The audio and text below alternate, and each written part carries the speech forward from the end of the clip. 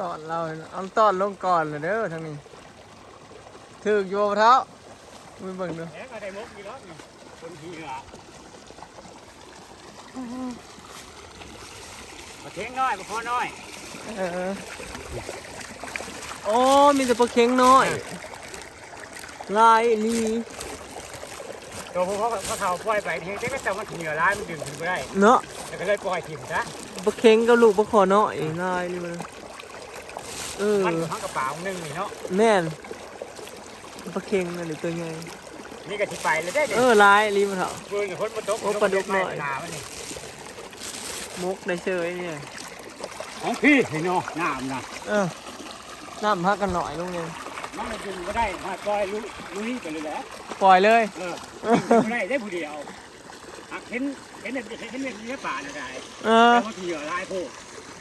ก็เลยปล่อยลุยไปเลยรักกันที่ไปเขารักเด้ก็เลยปล่อยไปเลยปล่อยเลยมันจิลุได้ทีเดียวถึงก็ปล่อยเราเป็นว่าเอาไหมนี่นะข้างๆมันรู้ว่าจอบมันได้อยู่นี่แม่นทีเดียวมันเกี่ยงเนี่ยบาทนี่ทีเดียวเริ่มเบิดแล้วมันลงมาแรกๆน้ำมันลายเนาะทีเดียวหยาเด้แม่นหยานะน้ำฮักก็เริ่มเบิดตึกตอนหน้าเมื่อกี้น้ำมักลายเอากระถางก็มาคั่วนี่อยู่ทั้งเติบเล็ดว่านี่มันแตนต่อตามันต่อข้างต่อเนี่ยหันยังไปเลยได้นะพวกว่าน้อยจะไปดึงว่าหันยังเฉลี่ยยังมาเล่นมาต่อทั้งหน้าอยู่แต่มันหมดประตูต่อเซต้าเลยกระโต้สิเนี่ยโว้ยตาประตูประชันเนาะหันยังใช่เลยยังเล่นมาต่อทั้งหน้าอยู่ถ้ามันพ้นประตูแง่เลยเหรอเราว่าจะลุงจะพ้นทั้งนั้นแม่นแตนขี่ม้าเรื่องๆอยู่ตัวใหญ่ๆดิแตนขี่ม้าตอนใช้กับใครได้หันได้คนนี่แม่นมหาเจวตาของข่อยยังท่านมีแววเชียวลงอยู่แล้วแกว่าลูกซีกับวัวตั้งลุงบ่กันเดียวกันแล้วยังไม่ได้เห็ดยังถ่าเบิ่งก่อนชวนกันอยู่ได้กินไหนกินมันลงมือหน้าปตซีเค็มมันลงลายอยู่ในหน้ากะแต่ว่ามันยังตัวน้อยครับว่านี่ลงมาปั่นคะนาเห็นปตสร้างปั่นคะนาพี่น้องคะนาเราก็ขาดเป็นปุยต้องบอลลองน้ำโอ้อันนี้พวกเรามันไปแต่ในลุ่มบ่มันเซาะพื้นหัวหญ้ายังอยู่ถอนขึ้นขนาดนี้หัวหญ้านะแล้วปกหนามันไทยดอกเบิร์ดฝนนั่นแหละคือสิเบิร์ดครับนี่ขนาดวันหน้าเก่าเลยพี่น้องนี่มันยังเซาะพื้นไปเนาะเลือดแต่หญ้าว่ามันลงมาจะถึงหัวมันแห้งเลยนั่นน้ำฝนมันแห้งได้เหมือนวานชื้นฝนแห้งเลยพี่น้อง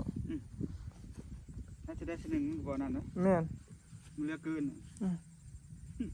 ของเขาของผมปลาซีอยู่เอาเข็นลงมาคนละอันซีปองวะว่ายประมาณ10แล้วมีแต่ปองระดับ2 เมตรความลึกก็เพียงหัวเข่าแถวนะพอเท่าแถวนึงเขตนะเลี้ยงกันหน้าเงานะแล้วก็บอลทางรถไถนี้อุ้ยมือนะลงมาปั้นตั้งแต่3 โมง5 โมงจังได้แล้วยู่ประมาณ30 โลปัดยู่ใกล้เนาะยู่แต่พี่กกจิกผู้ไปเอาดินอยู่ผู้จะอยากหักลงหมอขาดอีกมันบ่มีทางเที่ยวได้ตึกเกกี้เขาว่าสิบ่ป้านแล้วหูมันจะขาดเลยแล้วบ้านนี้แหละมันบ่มีทางเที่ยวเวลาขึ้นไปเวียกอย่างเอารถจักรขึ้นไปบัดป้านแล้วพ้นสูบซอกกว่าเก่าใหญ่กว่าเก่า2 เท่า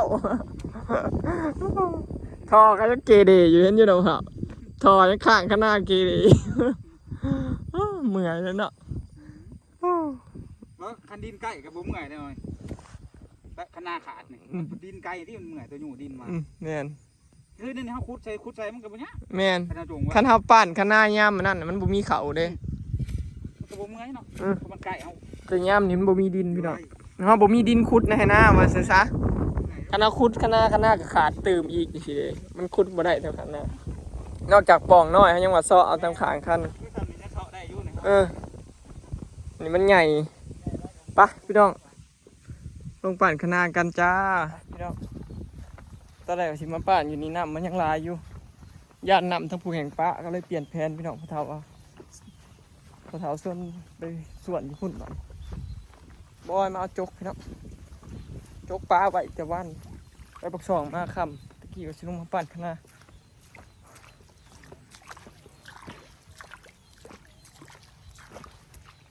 งานหยาบแล้วท่านผู้ชมคิดว่าประมาณ3-4 มื้อพอน่าจะที่แล้วปั่นนะเหมือนเขาหลักจกไปเลยบ่ มาจกหายเว้นเลยน้องพี่น้องแล้วบุญเนี่ยปั่น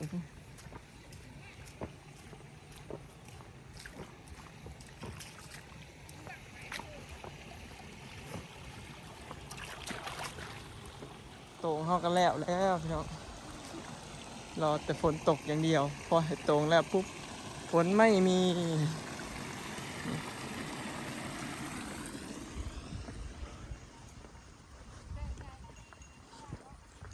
เอาจุกก่อนนี่ทีมงานเลี้ยงงัวเลยใช่ไหมครับ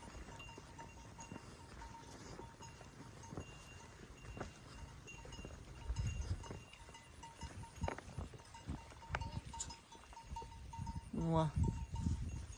อันนี้บอลบอยป่านเมื่อวานพี่น้อง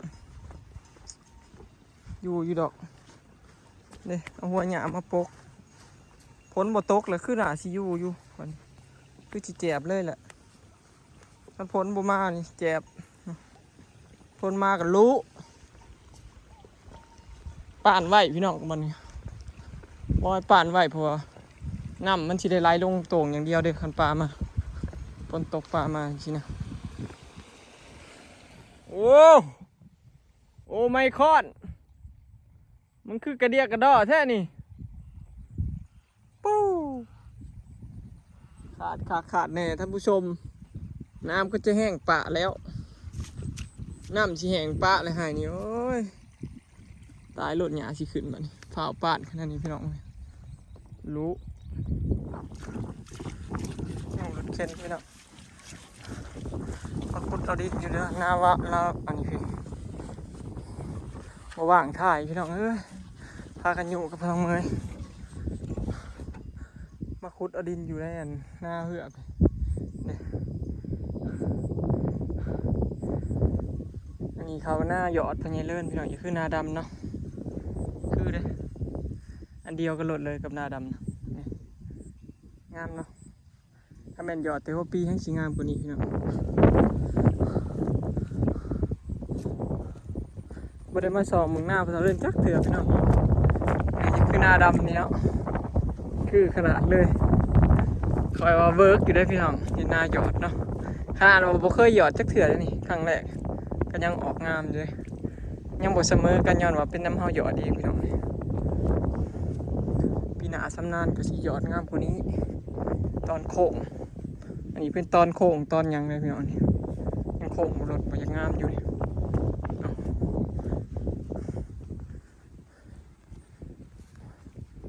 หน้าหยอดก็เหมือนหน้าดำเลยพี่น้องเป็นแถวคือกันเลยต่างแต่ว่าหน้าหยอดมันสิหลายกว่าหน่อยหนึ่งแต่เช้าๆเขาก็แล้ว2 ฟองพี่น้อง 2 ฟองมาแล้วว่ากันว่าแชร์มันแล้วมือนี้มือลงหวยบ่แล้วดอกก็ได้แต่เช้าวันนี้ก็ได้2 ฟองนี่พี่น้องงามอยู่เนาะถือว่าโอเคได้ขนาดว่าวานหยอดน้ำลังเลยหยอดละโพดน้ำก็เลยเหยียบมันซื่อฝนตกห้ามคุมมือถ้าเป็นวานถือว่าหยอดถือว่าปีนี่งามพี่น้องเถอะก็ไม่มันตายเนี่ยมันหยอดละน้ำท่วมเหลืองเขาน้ำเหยียบฝนเหยียบให้นี่นะบ่อ้อยหยอดพี่น้องให้นี่ก็ให้นี่อันนี้นะบ่อ้อยหยอดได้บอลโค้งนี่บอลโค้งพี่น้องบอลคอยหยอดนะให้นี่ก็งามอยู่พี่น้องเนาะผสมแบบว่าเขาเห็ดง่ายหั่นละง่ายกว่าดำเนี่ยจะสิคนคลองลงบัดพี่น้องคนคลองลงไปป่านอยู่หลุมต่อบัดนี้พออยู่ทั้ง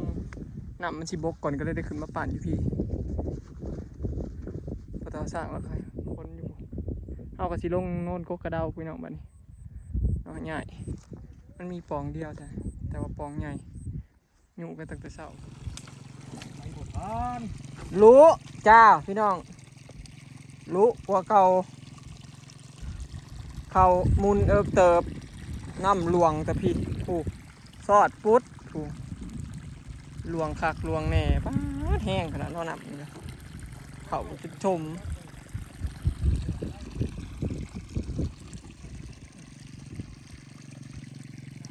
สิได้ส่วนเอาดินมาทมตัวนี้เนาะมันบ่เอากระสอบอันนี้ใช่ก็บ่ย่างไปเบิดเหลือแต่กระสอบเกเรอยู่นี่ปองท่องแล้วนะเนาะอยู่ตัวนี้ต่อไปขึ้นละหาดินลงไปดินมือน่ะบอยไปขุดเอาอยู่พุ่นผมหน้าเหือผมป่าผมไกลพี่น้องไปสิวมาห่อนขนาดพี่น้องนั่นนี่แหละยู่มือมันแดดนะจะเป็นลมเนี่ยหาก็ได้ช่องปองพี่น้องปองแต่ร้านนี้มีปักไงใครแต่ไพ่บุษด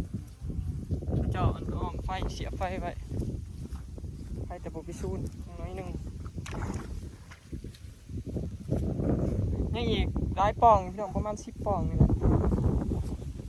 ประมาณ10 ปองเนาะ10 ปองแต่ว่าปองหนึ่งใหญ่เลิกเพียงหัวเข่าก็เลยแบบนั่นแล้วนี้คือ10 วันแล้วดอกพี่น้องมันส่งนะไม่อื่นตัวละกันเดียว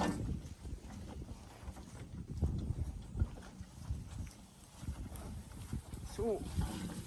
ลูกชาวนา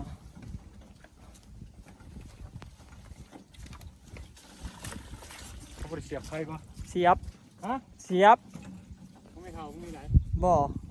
ไม้ถึงหน้าข้างๆนะเจ้าจะไปยุ่งใกล้ เขาไม่เท่ามึงจะเสียบโต ไม่เท่าแล้วไม่ได้เสียบ นี่เฮ็ดมือนะว่านปุยตอนทั้งหอยศอกไปเล็กไปโซนไปยืนอยู่ในน้ำตั้มห้องโอ้ลูกคือจะมีผู้ปั้นสัตว์ทองน้อย ยืนอยู่ในน้ำอีก โอ้ย ตาย จะได้ลืมนี่คนเอาแบบรอขึ้นไปมันเป็นคลอง โอเค มันเป็นคลองน้ำไหลแล้วมันใส่น้องกันสบายดีเด้อพี่น้องบ่อยากสบายปานนั้นจ้ะ รถเข็นเฮาอันรถเข็นพะเท้าอัน อันนี้ Ờ. ยางอ่อนอยู่บริสุทธิ์ลม ของเฮาคือกันนะอยู่จากตายยางมันอ่อน ลอยครบรอบจะปีวะ ครบรอบ